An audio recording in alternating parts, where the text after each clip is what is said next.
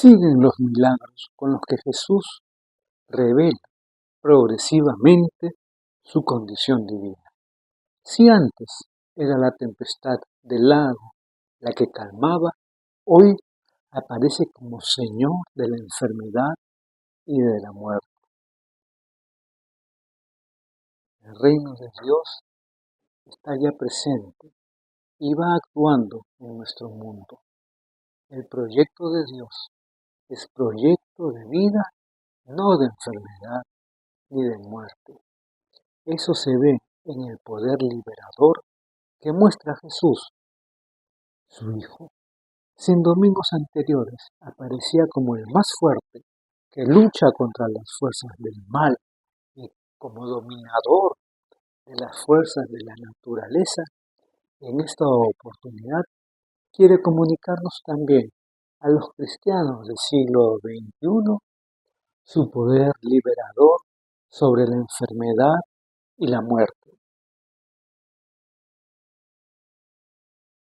Antes de escuchar la lectura que corresponde al libro de la sabiduría, te tengo que comentar lo siguiente.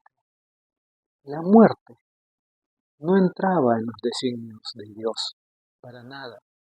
Dios no la ha hecho. Él quiere la vida, Él quiere la vida. Las malas obras son las que conducen a ella y en definitiva el demonio que por envidia ha hecho que ella entrara en el mundo. Dios ha creado todas las cosas, ¿sabes? Para que existan. El Hades, abismo o Seol, que muchas veces se ponen en paralelismo con la muerte, no tienen nada que hacer en la tierra, donde la justicia, la vida virtuosa, están destinadas a la inmortalidad. Y si todas las cosas han sido pues creadas por Dios con este signo inmortal, también y mucho más el hombre. Aquí recoge el autor de la sabiduría las enseñanzas del Génesis. San Pablo tomará esta idea en la carta a los Romanos, en el capítulo 8, versículos 29 y 30, para afirmar que en definitiva todo termina en la glorificación. También en la entrada de la muerte en el mundo recoge la sabiduría, las enseñanzas del Génesis. Un agente externo al hombre y seductor hizo que el hombre, creado para la inmortalidad, se hiciera mortal. Escuchemos. Lectura del libro de la sabiduría. Dios no hizo la muerte, ni goza destruyendo los vivientes. Todo lo creó para que subsistiera. Las criaturas del mundo son saludables. No hay en ellas veneno de muerte, ni el abismo impera en la tierra, porque la justicia es inmortal.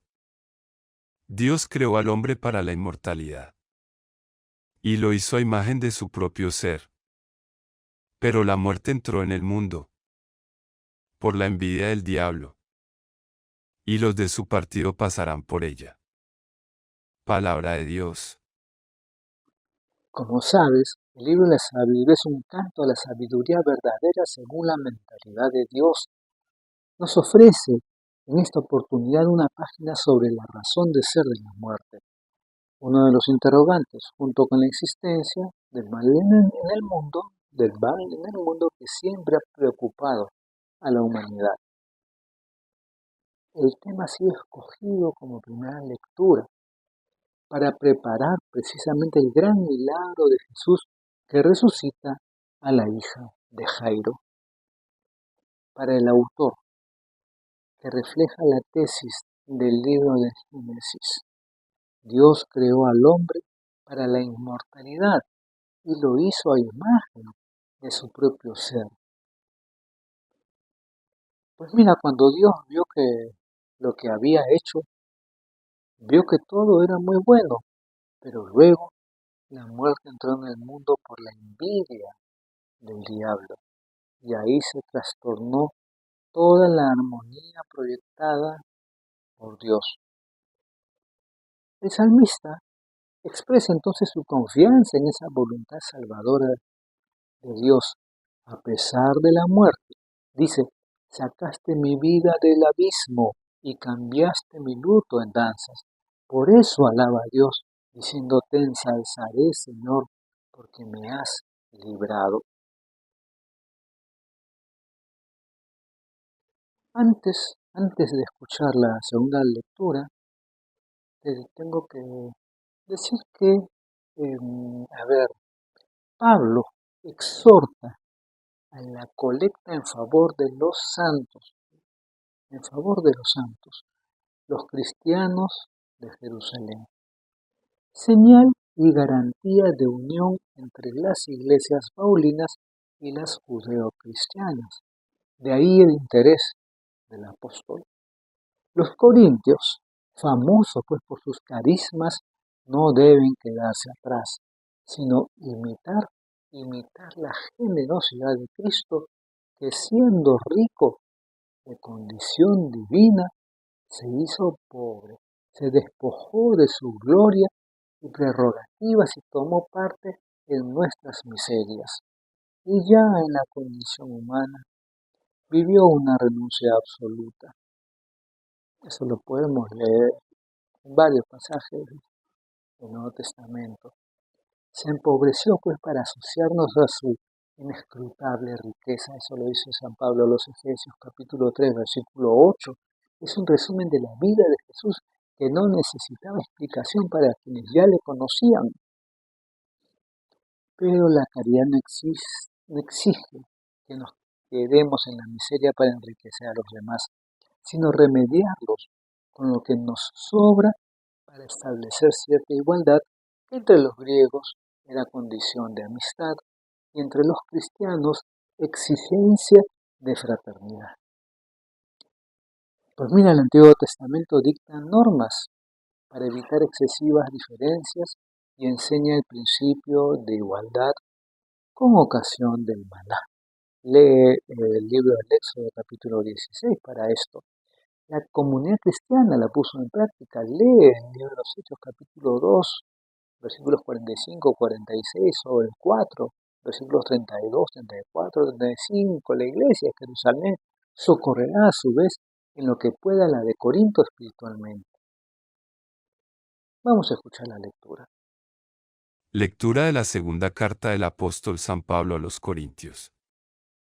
Hermanos, ya que sobresalen en todo, en la fe, en la palabra, en el conocimiento, en el empeño y en el cariño que nos tienen, distínganse también ahora por su generosidad. Porque ya saben lo generoso que fue nuestro Señor Jesucristo, siendo rico, se hizo pobre por ustedes para enriquecerse con su pobreza. Pues no se trata de aliviar a otros, pasando ustedes estrecheces, se trata de igualar.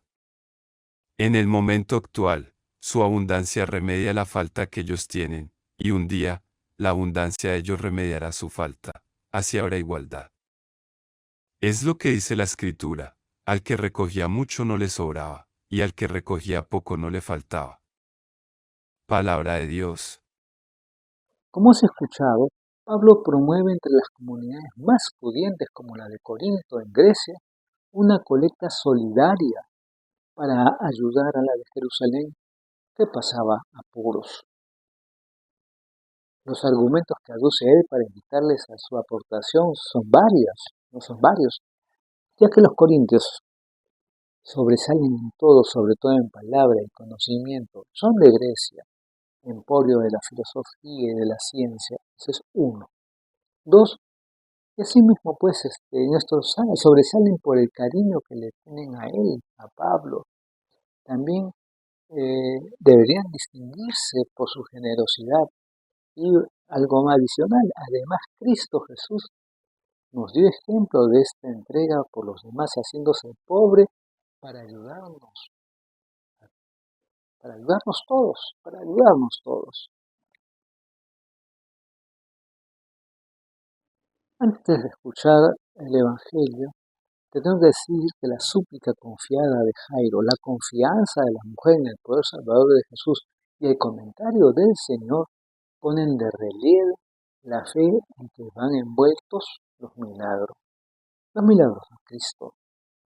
Estos milagros suponen la fe en Jesús, tanto que a veces se atribuye a ella la acción salvadora. Eso lo podemos leer en el libro de Mateo, en el Evangelio de Mateo, capítulo 9, o Marcos 5. Y por la fe, hasta lo humanamente imposible se hace posible, como vas a poder leer en los Evangelios. Si la fe falta, eso sí, el milagro no es posible. Pero la fe debe centrarse en el poder salvador de Jesús en su persona. La fe no es un elemento mágico, sino una disposición de confianza total en Jesús. Eso tómalo en cuenta.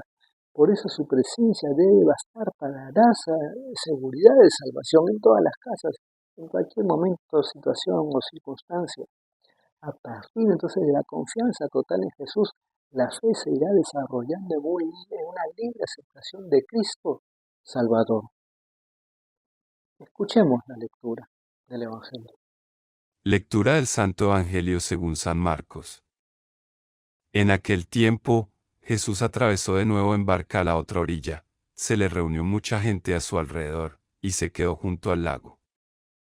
Se acercó un jefe de la sinagoga, que se llamaba Jairo, y, al verlo, se echó a sus pies, rogándole con insistencia: «Mi niña está en las últimas, ven, pon las manos sobre ella, para que se cure y viva». Jesús se fue con él, acompañado de mucha gente que lo apretujaba.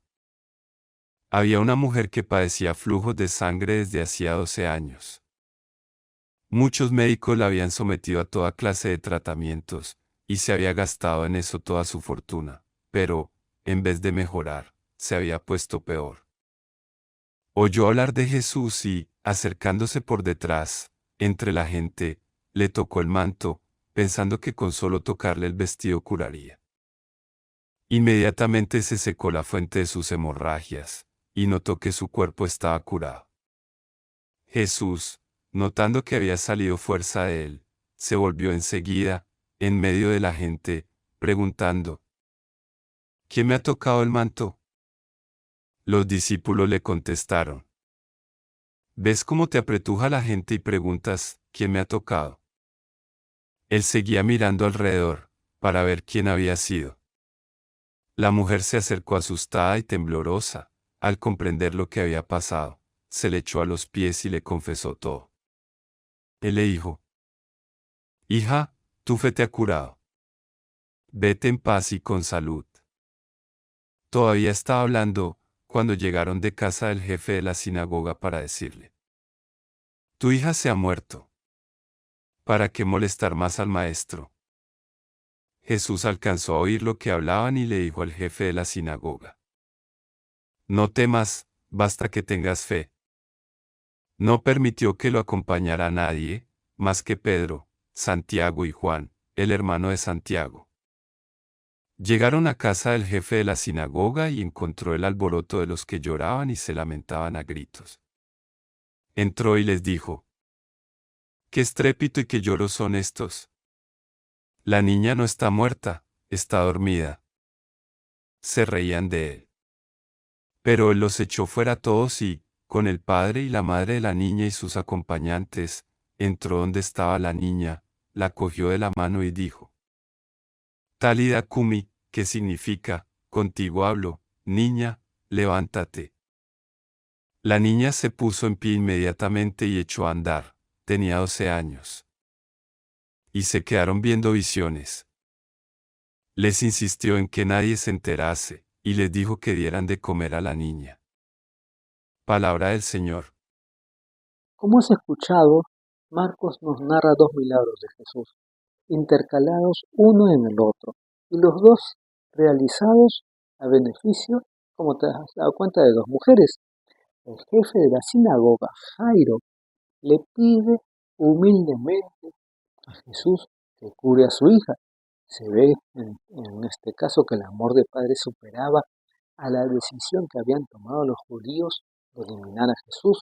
Mira, date cuenta, cuando va camino de la casa de Jairo, Jesús lógicamente se le acerca a una mujer que sufre hemorragias incurables. y queda curada inmediatamente con solo tocarle el borde de su vestido, de su túnica. Jesús le alaba la fe que ha mostrado. Al llegar a casa de Jairo, entonces, mientras tanto, la niña ha muerto, realiza el milagro aún más portentoso de resucitarla con una palabra llena de autoridad. Talita Cumi, en el arameo, la lengua materna de Jesús, que dice: contigo hablo, niño, levántate. Son testigos de este hecho los tres apóstoles más cercanos a él, que estarán también luego presentes en el monte Tabor y en Getsemaní. San Marcos, te cuento además, añade una observación muy realista: y les dijo que dieran de comer a la niña. Aparece entonces de nuevo el secreto mesiánico. Les insistió en que nadie se enterase, porque veía que todavía no estaba madura la multitud para pasar del mero milagro a la comprensión del misterio divino de Jesús.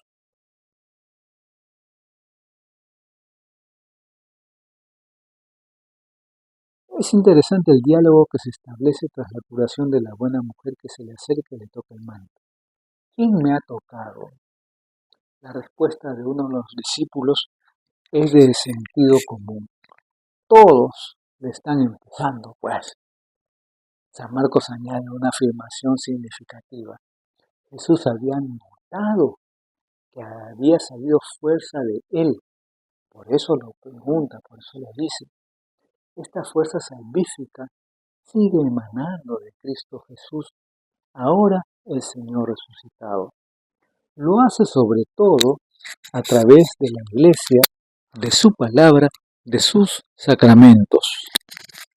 El Catecismo de la Iglesia Católica, inspirándose en esta escena, presenta pues los sacramentos como fuerzas que brotan, esto toma atención, que brotan del cuerpo de Cristo siempre vivo y vivificante. Hay que acceder a los sacramentos, debes hacerlo. El bautismo o la reconciliación o la unción del enfermo son fuerzas que emanan para nosotros, hoy y aquí, del Señor resucitado, que está presente en ellos a través del ministerio de la Iglesia. Son también pues acciones del Espíritu Santo que actúa en su cuerpo, que es la Iglesia, y por tanto las obras maestras de Dios en la nueva y eterna alianza, como lo dice el Catecismo. Buena definición de los sacramentos por encima de una perspectiva meramente rúbrica o jurídica. Todo dependerá de si tenemos fe. La acción curativa de Cristo está siempre en acto, pero no actúa mágica o automáticamente, eso no. En el caso, por ejemplo, de Jairo, existe esa fe. Le pide la curación de su hija, postrándose humildemente ante Jesús, convencido de que puede curarla. Tal vez no tiene la misma seguridad cuando se entera que su hija ha muerto. Pero Jesús le ayuda, le dice: no temas, basta que tengas fe. La mujer enferma, por otro lado, ni se atreve a dirigirle la palabra, tal vez porque su enfermedad la hacía legalmente en ese tiempo impura y no podía entrar en contacto con la gente. Por eso, al ser descubierta, cuenta lo que ha hecho con humildad y miedo. También a ella Jesús le dice: hija, tu fe te ha curado, vete en paz y con salud. Cuando San Marcos escribe su Evangelio, es su intención tomar en cuenta que sus lectores crezcan en la fe en Cristo y se acerquen a Él con la confianza de que tiene la fuerza de curar y resucitar. Deberíamos pues nosotros tener más fe en esa fuerza salvadora de Jesús. También en relación con esas dos realidades que también nos preocupan, la enfermedad y la muerte. Sobre el gran interrogante de la muerte, no tenemos los cristianos una solución al enigma, pero sí tenemos luz para afrontarla con sentido y confianza. El que cree en mí, dice el Evangelio, aunque muera, vivirá. Cristo nos quiere seguir curando a nosotros, que llegamos no solo a tocar el borde de su manto, sino que nos alimentamos de su misma persona en la comunión. Por eso es importante acercarse a la Eucaristía. Deberíamos tomar como dichas a nosotros las palabras de Jesús. A ti te lo digo, a ti que estás viendo esto, levántate. Seguro que tenemos de qué levantarnos, de la pereza, del pecado, del desánimo. Debemos creer en Jesús, no solo cuando todavía hay esperanza, sino también cuando ya todo, a nuestro entender, parece irremediable, imposible. Creyendo contra toda esperanza hay que hacerlo. Además, la actuación de Jesús nos da una buena clave para nuestra pastoral sacramental. Es una actitud de buenos pastores, llena de amable acogida y pedagogía evangelizadora, ayudando a todos a encontrarse desde la fe con la salvación de Dios, estén o no al principio bien dispuestos. Tanto los ministros ordenados, escuchen bien, como los fieles que atienden a los que llegan a pedir los sacramentos para sí mismos. Unos novios, por ejemplo, que preparan su boda, o para sus hijos o allegados, el bautismo, la primera comunión, las exequias cristianas. Deberíamos respetar el grado de fe o de no fe de esas personas y conducirlas, como hacía Jesús, a una fe más profunda. Esa es nuestra labor evangelizadora, misionera, catequizadora. Jairo tenía fe pues hasta cierto punto, cuando se trataba de curar a una enferma, pero no para resucitar a una difunta. Y Jesús le ayudó a profundizar en esa fe, no solamente por lo que estaba enferma, sino porque ya había fallecido. A la buena mujer también le ayuda a comprender que no la ha curado el haber tocado su manto, sino la fe. Hay que saber descubrir y reavivar el rescoldo de fe que puede haber en algunos novios o en algunas familias que vienen a pedir los sacramentos pues que sucede muchas veces, que llegan, ¿no?, a una parroquia o se acercan a ti que estás en el grupo, ¿no?, de la iglesia. Eso es lo típico de un buen pastor que imita a Jesús. Aceptar la situación en que se encuentran las personas y acompañarles hacia adelante. No hay que negarlas. Las dos escenas del Evangelio de este domingo 13 del tiempo ordinario, ciclo B, son muy expresivas del poder salvador de Jesús sobre la enfermedad y la muerte. Dos realidades muy presentes en nuestra historia y que nos preocupan notablemente. La enfermedad es la experiencia de nuestros límites y muchas veces, además del dolor, nos hace experimentar la soledad, la impotencia, el tener que depender de los demás, perder junto con la salud física también las fuerzas espirituales y la ilusión. Pero sobre todo nos preocupa el enigma de la muerte ante el que caben reacciones de desesperación o fatalismo, de rebelión incluso, o de aceptación progresiva. Por eso, ante el gran interrogante de todos los tiempos, ¿por qué la muerte? Las lecturas que corresponden a este 13º domingo del tiempo ordinario no nos proporcionan la solución, por mucha fe que tengamos en Cristo Jesús, pero sí nos iluminan para que sepamos aceptarla desde la fe en Dios. El libro de la sabiduría, por ejemplo, nos contesta con la perspectiva del libro del Génesis, afirmando que Dios no ha querido la muerte, sino la vida.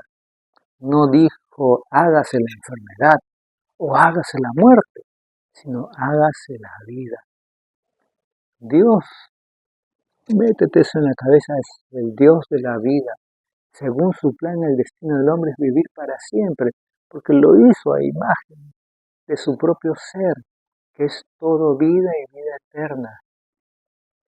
Bueno, ahora bien, el autor de este libro, fiel a la mentalidad de los israelitas, atribuye la existencia de la muerte al pecado, que trastornó los planes de Dios e introdujo el mal en el mundo.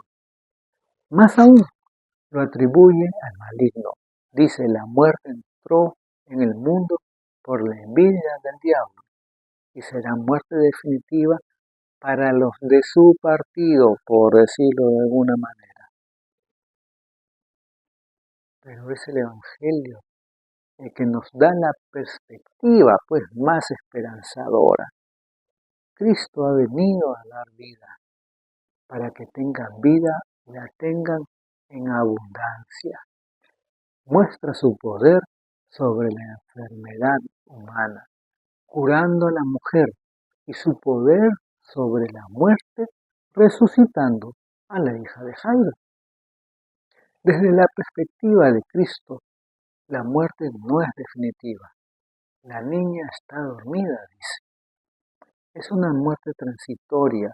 En el plan de Dios, la muerte no es la última palabra, sino es el paso a la existencia definitiva. Él mismo, Jesús, resucitará del sepulcro a una nueva vida. El Cristo que curó a la mujer con solo su contacto, el Cristo que tendió la mano a la niña y la devolvió a la vida, es el mismo Cristo que en su Pascua triunfó de la muerte, experimentándola en su propia carne. Es el mismo que ahora sigue desde su existencia gloriosa, estando a nuestro lado, para que tanto en los momentos de debilidad y dolor como en el trance de la muerte, sepamos dar a ambas experiencias un sentido pascual, incorporándonos a Él en su dolor y en su destino de victoria y vida. También la Iglesia debe ser dadora de vida y transmisora de esperanza, cuidando a los enfermos, como ha hecho a lo largo de ya más de 2000 años, poniendo remedio a la incultura y defendiendo la vida contra todos los posibles ataques del hambre, de las guerras, de las escandalosas injusticias de este mundo, del terrorismo, así como de las perspectivas radicales del aborto o de la eutanasia o de la pena de muerte. Te cuento que la colecta que organiza San Pablo entre las comunidades más pudientes es un buen ejemplo de solidaridad también para nuestro tiempo, también para nuestro tiempo. Se ve que la comunidad de Jerusalén pasaba por momentos de penuria y escasez. Te podrás imaginar. No duró mucho, pues aquella situación de comunismo cristiano, nuestra hacienda política, que describe Lucas en el libro de los Hechos, en que ninguno pasaba necesidad, porque todos ponían en común lo suyo. Pues estaban unidos, estaban unidos. No se trata, según San Pablo, de que ahora se invierta la situación y yo tenga que ser pobre. Se trata más bien de igualar, de nivelar, de modo que no haya diferencias tan notables entre una comunidad y otra.